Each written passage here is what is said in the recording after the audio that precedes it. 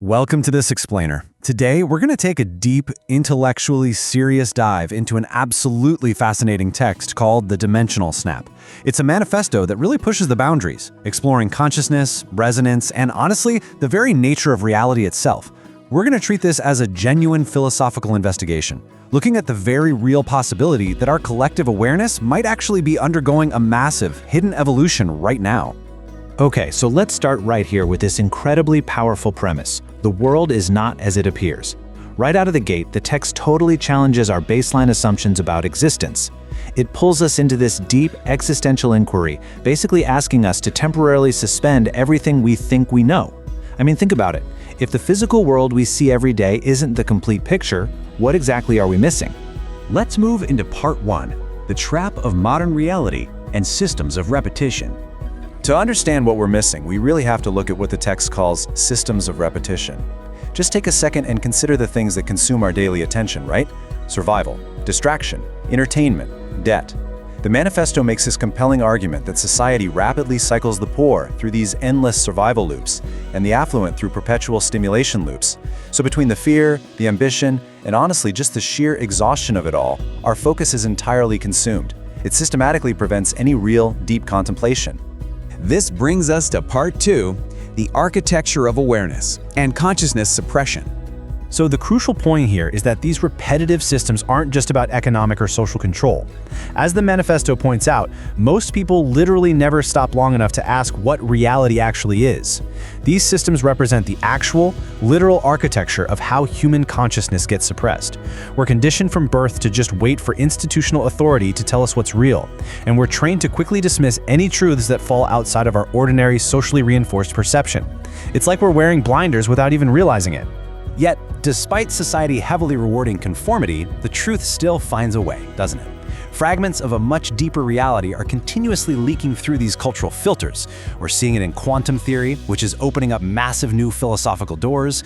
We see it in near-death accounts, deep human intuition, synchronicity, and even our dreams. The manifesto suggests that these disclosures are seeping into our culture slowly, basically because our collective consciousness just hasn't been prepared to absorb them all at once. Now let's dive into part 3, the resonance of mind and expanding perception. But how exactly does this absorption work? Well, the text takes a heavily loaded term, ascension, and completely redefines it. It frames ascension not as some kind of fantasy or escapism or aggressive religious dogma. Rather, it defines it as a grounded, highly logical, and gradual refinement of human consciousness into compatibility with higher dimensional reality. It's literally an evolutionary refinement of our perceptual bandwidth. I absolutely love how structured this is. The mechanics of this awakening follow a very precise, compelling pathway. First, a higher truth is accepted. Second, that acceptance literally increases the resonance of the mind. And third, as that resonance increases, perception expands. It argues that thought, intention, and awareness generate a literal, measurable frequency. So consciousness isn't just static, it dynamically evolves based on the truths it chooses to integrate.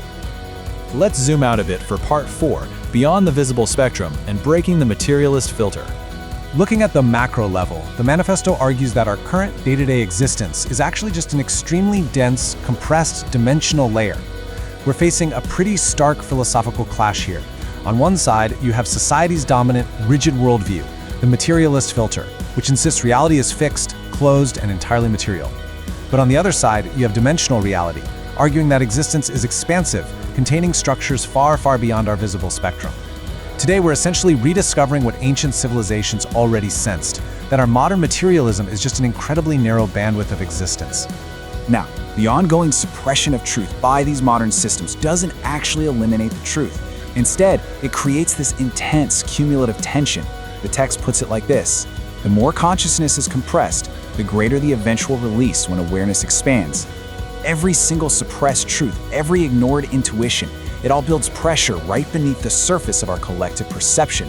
It's like a coiled spring. Which leads us directly to part 5, the dimensional snap and reaching critical mass.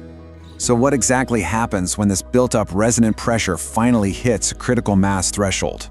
Well, the dimensional snap is conceptualized not as some physical Hollywood sci-fi cataclysm, but as a profound perceptual phase transition. It's a convergence point. It is the exact moment our shared collective awareness suddenly shatters that old materialist veil, simply because humanity itself has changed resonantly. But how do we actually reach that threshold? The text suggests that individuals who awaken early serve a vital sociological purpose. They act as resonant anchors, literally pulling the rest of society's consciousness into a higher alignment to accelerate this massive shift. One mind awakens, then another, and another, creating a powerful ripple effect right across the entire collective human field. And we can actually see how this is building into our everyday reality just by looking at the observable signs around us. Accelerating disclosure, growing existential instability, this deep, undeniable distrust in institutions. We're seeing the collapse of shared narratives and an intense spiritual hunger across the globe.